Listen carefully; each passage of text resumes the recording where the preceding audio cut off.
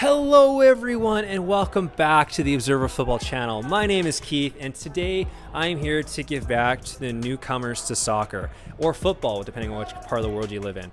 Now, soccer to me is the beautiful game, and I want to share my experience when it comes of helping learning the under basics of soccer. Coming from the beautiful country of Canada, soccer was not always known for the sport. It's only been really known for hockey or lacrosse. So here I'm going to give you 4 simple tips to help get you to understand the beautiful game. So let's get right into the video.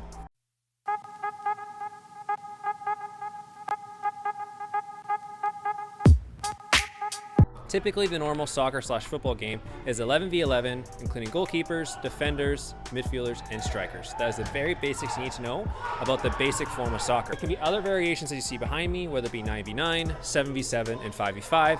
Again, these are typically for indoor type of complexes, but again, other variations that you can see as well. But for the popular sport of soccer in the professional world, 11v11 is the proven concept that goes across all leagues. Now, one other thing I wanted to mention is that general applicable time frames of a soccer/football match is 90 minutes. Now, this is the general applicable rule for all leagues across the world. Now, also included with the 90 minutes in most leagues is what's called injury time. So what you'll see most times is when players are injured or there's a stoppage of play, the clock will continue to run. Now, at the discretion of the referees, what will typically happen is that they'll add on time toward the end of the half or the end of the match to help make up for the time lost during the stoppages for injury or for delays of the game. Tip number 2. So we talked about the amount of players on the field, but we actually didn't talk about the field itself. So one of the most important parts of a soccer field is the 18-yard box.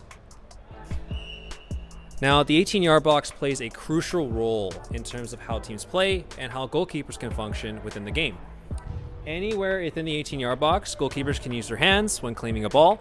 Anything outside the box, they cannot use their hands and can be cautioned for that if they use their hands outside the box. There also is a 6-yard box for goalkeepers. Generally speaking, this has no general rule applied to it. It's more or less a tool used for goalkeepers in terms of reference when claiming corners. Now, one of the more controversial spots in terms of soccer in general history because of penalty shootouts is the actual penalty yard marker, which is in between the 18-yard and 6-yard box.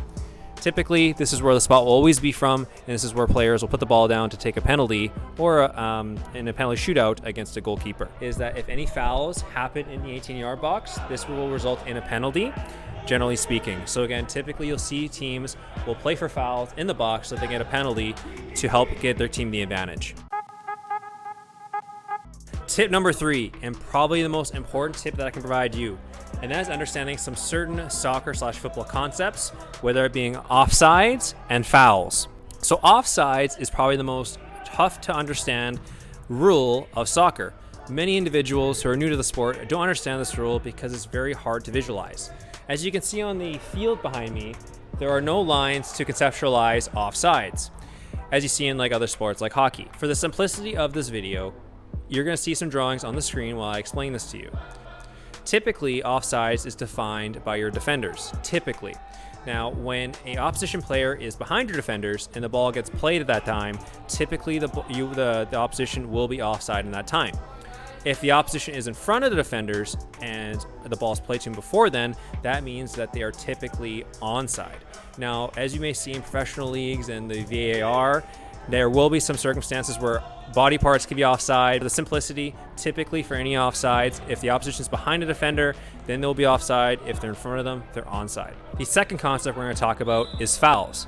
And again, for the simplicity of this video, we're going to talk about slide tackles.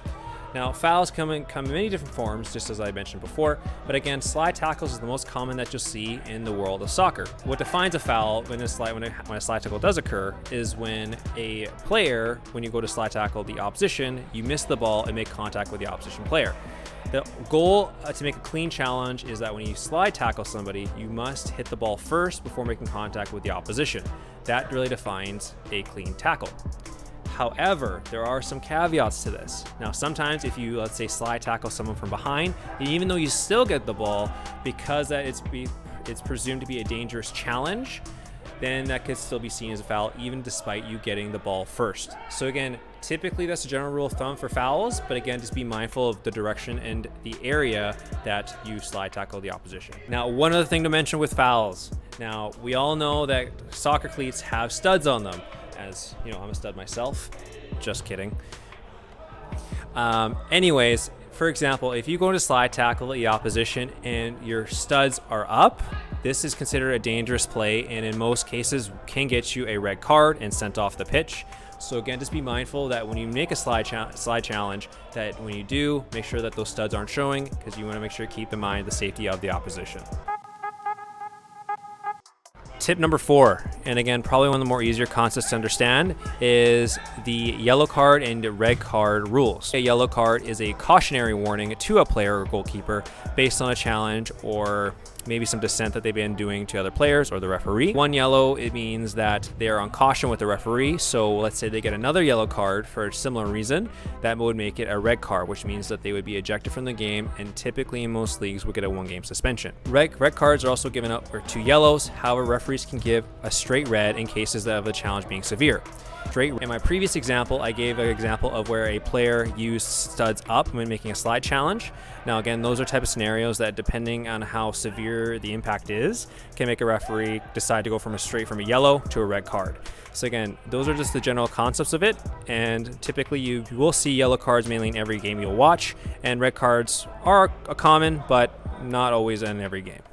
Now that is the conclusion for the video. Now I hope you enjoyed the content. Again, my aim for this video is to provide the newcomers to soccer the general basics and the simplicity to understand soccer. This is what we call the beautiful game, and I want to share this beautiful game with you. Hope this basic understanding of the sport help get you into the game of soccer in general, because I love this game. I hope you can too. Again, subscribe to the channel and like for more content.